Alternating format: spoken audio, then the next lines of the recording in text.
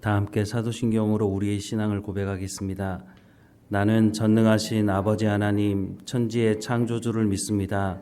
나는 그의 유일하신 아들 우리 주 예수 그리스도를 믿습니다. 그는 성령으로 잉태되어 동정녀 마리아에게서 나시고 본디오 빌라도에게 고난을 받아 십자가에 못 박혀 죽으시고 장사된 지 사흘 만에 죽은 자 가운데서 다시 살아나셨으며 하늘에 오르시어 전능하신 아버지 하나님 우편에 앉아 계시다가 거기로부터 살아있는 자와 죽은 자를 심판하러 오십니다. 나는 성령을 믿으며 거룩한 공교회와 성도의 교제와 죄를 용서받는 것과 몸의 부활과 영생을 믿습니다. 아멘. 찬송가 490장 함께 찬양하겠습니다. 490장 함께 찬양하겠습니다. 주여 지난밤 내 꿈에 배었으니 그 꿈 이루어 주옵소서. 밤과 아침에 계시로 보여주사 항상 은혜를 주옵소서. 나의 놀라운 꿈 정령남이 끼는 장차 큰 은혜 받을 편이 나의 놀라운 꿈 정령 이루어져 주님 얼굴을 배우리라. 마음 괴롭고 아파서 낙심될 때 내게 소망을 주셨으며 내가 영광의 주님을 바라보니 앞이 환하게 보이도다. 나의 놀라운 꿈 정령남이 끼는 장차 큰 은혜 받을 편이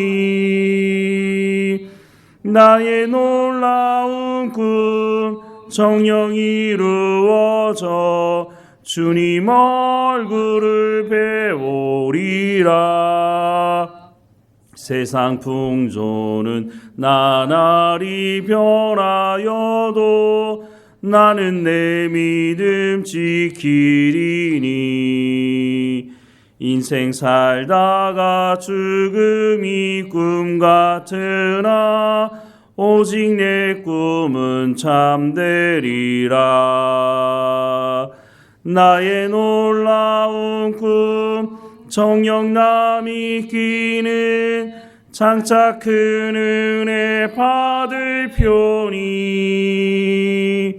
나의 놀라운 꿈 정령 이루어져 주님 얼굴을 배우리라. 아멘. 오늘 하나님께서 우리에게 주시는 말씀은 요한복음 18장 12절에서 27절까지 말씀입니다. 요한복음 18장 12절에서 27절까지 말씀 우리 함께 읽겠습니다. 이에 군대와 천부장과 유대인의 아랫사람들이 예수를 잡아 결박하여 먼저 안나스에게로 끌고 가니 안나스는 그 해에 대제사장인 가야바의 장인이라. 가야바는 유대인들에게 한 사람이 백성을 위하여 죽는 것이 유익하다고 권고하던 자더라. 시몬 베드로와 또 다른 제자 한 사람이 예수를 따르니 이 제자는 대제사장과 아는 사람이라. 예수와 함께 대제사장의 집들에 들어가고 베드로는 문 밖에 서 있는지라. 대제사장은 아는 그 다른 제자가 나가서 문 지키는 여자에게 말하여 베드로를 데리고 들어오니 문 지키는 여종이 베드로에게 말하되 너도 이 사람의 제자 중 하나가 아니냐 하니 그가 말하되 나는 아니라 하고 그때가 추운 고로 종과 아랫사람들이 불을 피우고 서서 쬐니 베드로도 함께 서서 쬐더라. 대제사장이 예수에게 그의 제자들과 그의 교훈에 대하여 물으니 예수께서 대답하시되 내가 드러내놓고 세상에 말하였노라. 모든 유대인들이 모이는 회당과 성전에서 항상 가르쳤고 은밀하게는 아무것도 말하지 아니하였거늘 어찌하여 내게 묻느냐? 내가 무슨 말을 하였는지 들은 자들에게 물어보라. 그들이 내가 하던 말을 아느니라. 이 말씀을 하심에 곁에 섰던 아랫사람 하나가 손으로 예수를 쳐 이르되 내가 대제사장에게 이같이 대답하느냐 하니 예수께서 대답하시되 내가 말을 잘못하였으면 그 잘못한 것을 증언하라. 바른 말을 하였으면 내가 어찌하여 나를 치느냐 하시더라. 안나스가 예수를 결박한 그대로 대제사장 가야바에게 보내니라. 시몬 베드로가 서서 불을 쬐더니 사람들이 묻되 너도 그의 제자 중 하나가 아니냐? 베드로가 부인하여 이르되 나는 아니라 하니 대제사장의 종 하나는 베드로에게 귀를 잘린 사람의 친척이라. 이르되 내가 그 사람과 함께 동산에 있는 것을 내가 보지 아니하였느냐? 이에 베드로가 또 부인하니 곧 닭이 울더라. 아멘. 오늘 본문의 말씀에 보면 베드로가 예수님을 3번 부인한 말씀을 하고 있는데 보통은 예수님을 3번 부인한 베드로의 사건 앞에 아니면 뒤에 예수님께서 신문받는 내용을 기록을 하고 있는데 요한복음에는 예수님을 부인한 베드로 사건을 앞뒤에 놓고 예수님이 신문받는 사건을 중간에 두고 있습니다. 보통 이런 구조를 샌드위치 구조라고 하는데요. 이런 구조를 잘 사용하는 복음서가 바로 마가복음에 많이 기록이 되어져 있는데 오늘 본문을 보면 이런 구조를 사용하고 있는 것을 보게 되는데 이런 구조를 사용하는 중요한 이유는 앞뒤의 사건은 같은데 중간에 전혀 다른 사건을 다루는 것처럼 보이지만 정말 핵심적으로 말하고 싶은 내용이 바로 그 안에 담겨져 있다고 하는 것입니다. 19절 말씀에 보면 대제사장이 예수에게 그의 제자들과 그의 교훈에 대해 물으니라고 말씀하고 있습니다. 이 중간의 내용이죠. 대제사장이 예수님께 묻는 것입니다. 너 도대체 무엇을 가르쳤느냐? 내게 말해보라 라고 말하는 거죠. 그랬더니 예수님께서 이렇게 답을 하십니다. 20절과 21절에 예수께서 대답하시되 내가 드러내놓고 세상에 말하였노라. 모든 유대인들이 모이는 회당과 성전에서 항상 가르쳤고 은밀하게는 아무것도 말하지 아니하였거늘 어찌하여 내게 묻느냐? 내가 무슨 말을 하였는지 들은 자들에게 물어보라. 그들이 내가 하던 말을 아느니라 라고 말씀을 하고 있습니다.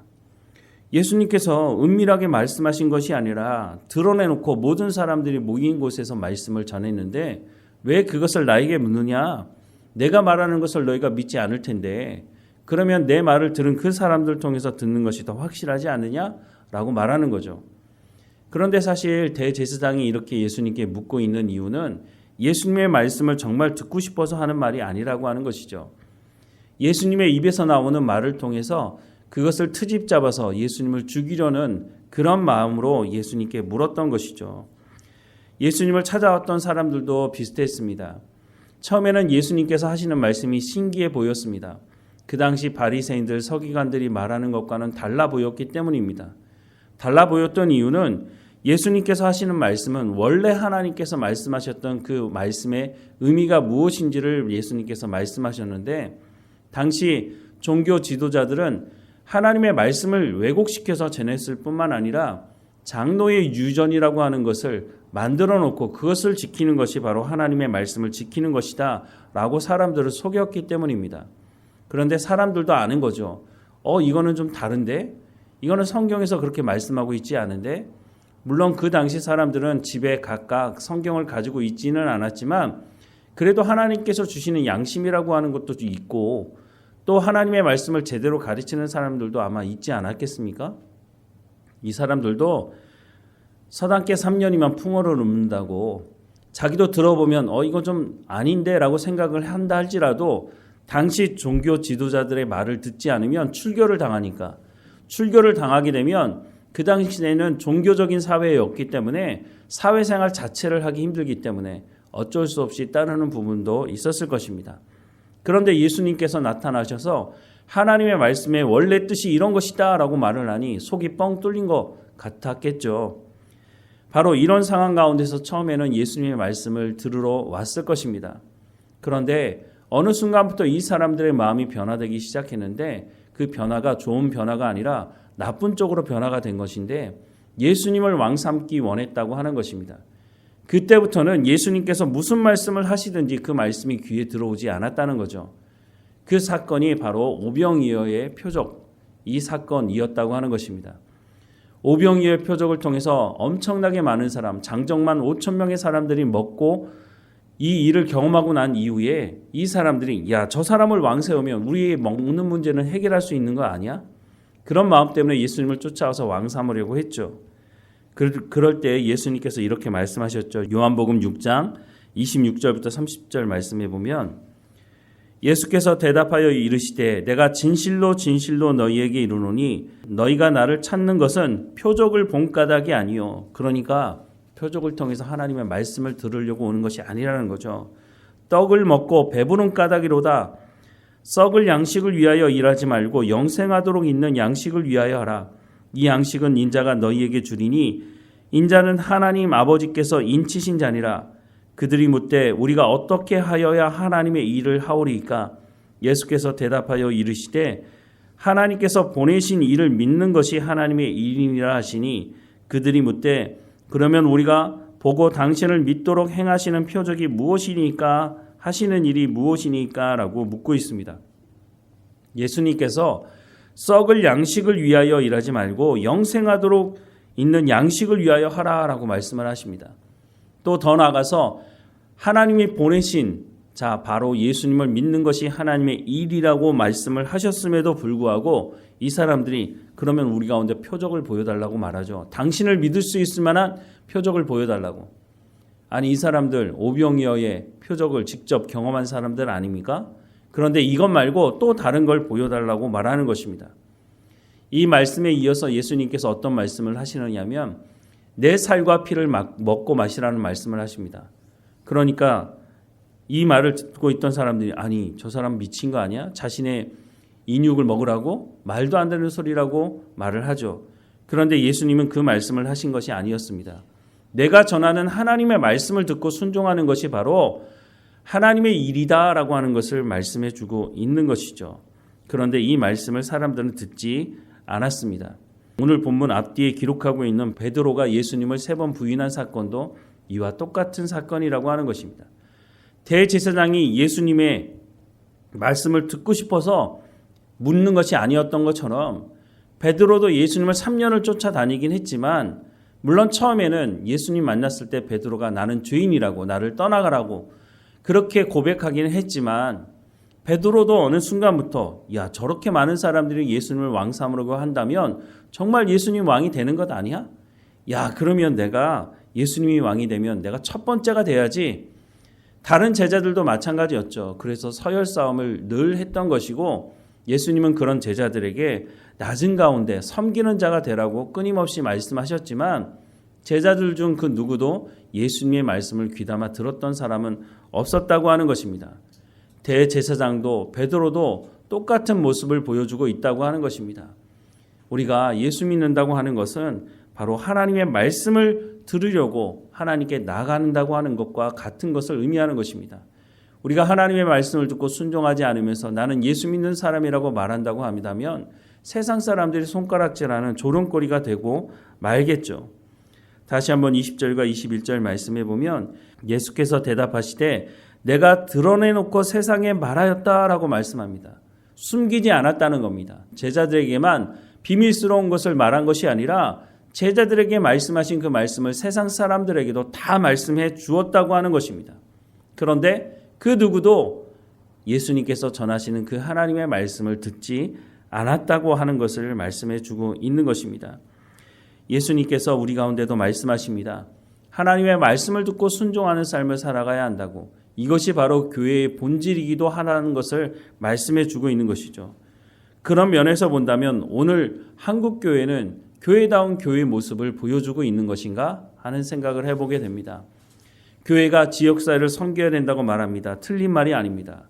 그런데 지역사회를 섬기는 교회들을 보면 정말 잘하는 교회들도 있지만 대부분의 교회들은 제대로 하지 못하고 있습니다. 왜냐?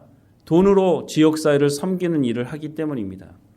얼마 전에 신문에 보니까 미국의 장로교회가 전 세계의 선교사들을 파송하는 이 일을 했는데 이제 재정적인 문제 때문에 선교사들을 파송하는 것을 50%로 줄인다라고 하는 결정을 했다고 합니다.